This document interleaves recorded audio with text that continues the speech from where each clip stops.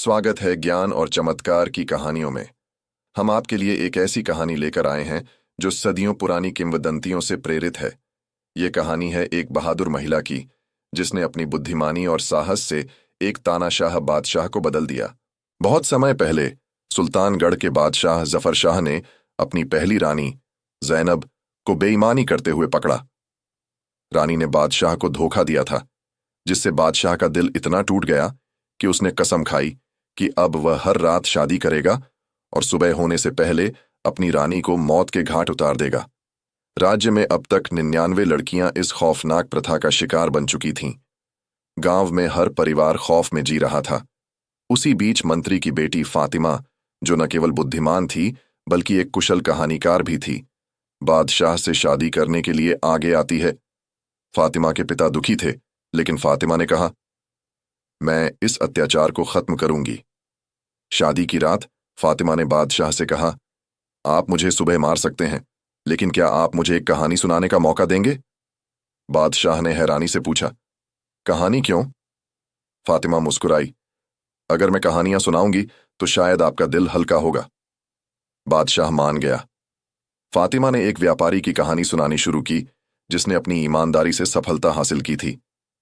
बहुत समय पहले एक छोटे से गांव में रहीम नाम का एक गरीब आदमी रहता था। रहीम बहुत मेहनती और ईमानदार था। उसका सपना था कि वह अपने परिवार के लिए अच्छा जीवन दे सके, लेकिन उसकी किस्मत हमेशा उसका साथ नहीं देती थी। रहीम की पत्नी आसिया बहुत समझदार और दयालु महिला थी। वह हमेशा अपने पति का हौसला बढ़ाती और कहती, मुसीबतें कितनी भी बड़ी क्यों न हों, ईमानदारी का फल हमेशा मीठा होता है। रहीम ने कई छोटे मोटे काम किए, लेकिन हर बार उसे धोखा मिलता। एक बार वह गांव के साहूकार के पास गया और कहा, मुझे थोड़े पैसे उधार चाहिए, मैं व्यापार शुरू करना चाहता हूं। साहूकार हंसा और बोला, तुम जैसे गरीब लोग व्यापार क्या करेंगे, लेकिन अगर तुम्हारी पत्नी अपनी सोने की चूड़ियां गिरवी रखे तो मैं तुम्हें पैसे दे दूंगा। आसिया ने बिना कुछ सोचे अपनी चूड़ियां उतार दीं और कहा, हमारी मेहनत से ये चूड़ियां फिर से आ जाएंगी, लेकिन सपना पूरा करने का मौका बार बार नहीं मिलता। रहीम ने पैसों से कपड़े का छोटा सा व्यापार शुरू किया। वह गांव गांव जाकर कपड़े बेचता, लेकिन लोग उसकी ईमानदारी का फायदा उठाते। कुछ पैसे देकर सामान ले जाते और कभी लौटकर पैसे नहीं देते। आसिया ने देखा कि रहीम हिम्मत हारने लगा है। उसने कहा, यह समय धैर्य का है, अगर तुमने अब हार मान ली तो यह सब बेकार हो जाएगा। आसिया ने सुझाव दिया, तुम्हें सिर्फ सामान बेचने से आगे सोचना होगा। ऐसा कुछ करो जिससे लोग खुद तुम्हें ढूंढें। रहीम ने आसिया की सलाह मानी और सोचा, अगर मैं अपना व्यापार शहर में ले जाऊं तो शायद ज्यादा मौके मिले। वह शहर गया और वहां ईमानदारी से काम करने लगा। उसने ग्राहकों को हमेशा अच्छे दामों में सामान बेचा। धीरे धीरे उसकी ईमानदारी की चर्चा होने लगी। एक दिन एक बड़े व्यापारी ने रहीम से कहा, तुम्हारा नाम सुनकर मैं खुद तुम्हारे पास आया हूं। मुझे अपने व्यापार के लिए तुम्हारे जैसे व्यक्ति की जरूरत है। यह सुनकर रहीम को अपनी मेहनत का फल मिलता दिखा। लेकिन जब रहीम शहर में व्यापार बढ़ा रहा था, गांव में आसिया अकेली थी। साहूकार ने उसका घर छीनने की धमकी दी, क्योंकि रहीम ने कर्ज चुकाया नहीं था।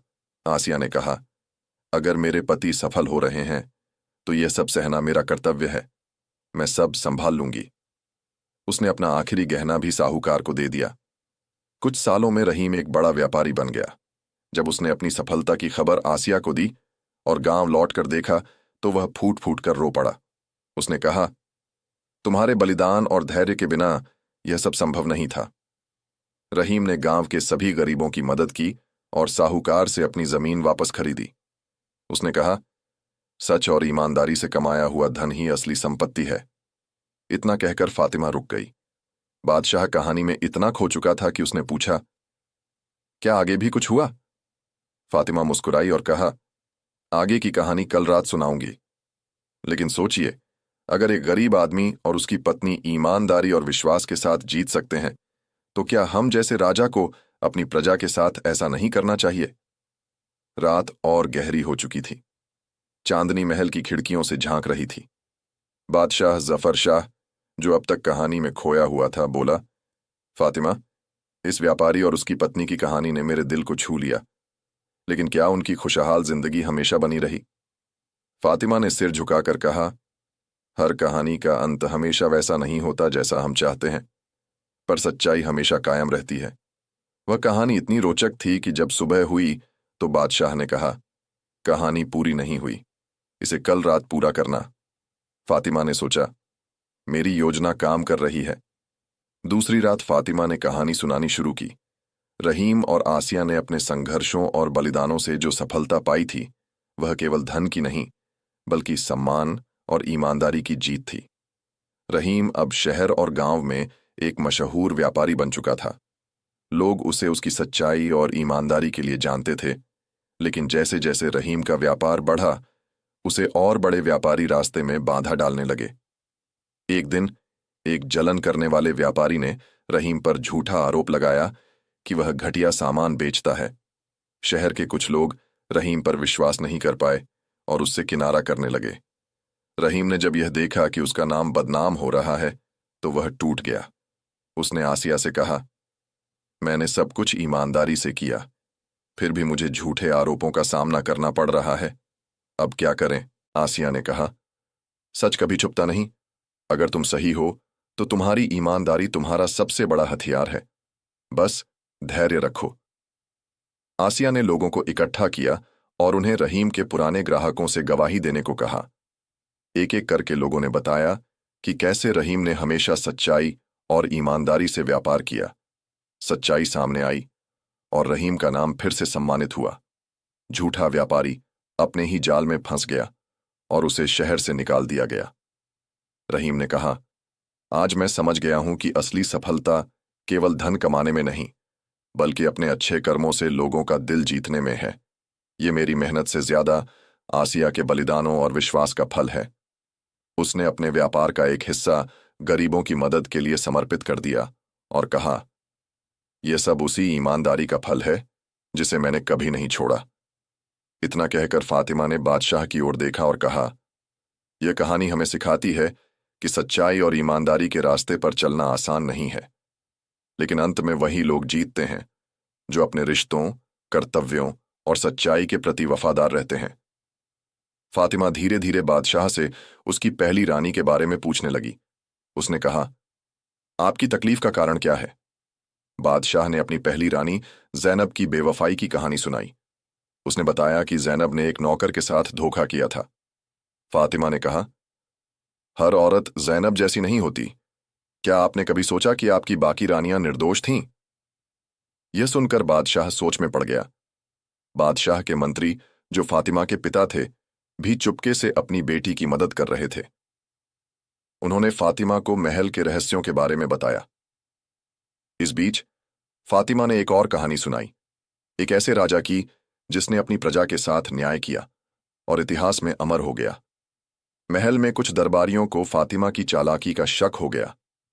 उन्होंने बादशाह को भड़काने की कोशिश की, लेकिन फातिमा ने तुरंत एक नई कहानी सुनाई जिसमें सच्चाई और झूठ के बीच के संघर्ष को दिखाया गया। यह कहानी सुनकर बादशाह को एहसास हुआ कि सच्चाई को समझने के लिए धैर्य चाहिए। फातिमा ने आखिरकार बादशाह से कहा, कि मेरी विनती है कि हर औरत को एक मौका दें। फातिमा ने यह भी बताया कि जैनब के धोखे के पीछे एक बड़ी साजिश थी। असल में दरबार के कुछ लोग जैनब को फंसाकर बादशाह को कमजोर करना चाहते थे। बादशाह ने फातिमा की बातें सुनी और उन दरबारियों को सजा दी जिन्होंने साजिश रची थी, और इस तरह एक साधारण सी कहानी ने बदलाव की लहर पैदा कर दी। एक क्रूर बादशाह का दिल बदला और न्याय की जीत हुई। फातिमा की बुद्धिमानी और साहस ने पूरे राज्य में आशा की नई किरण बिखेरी।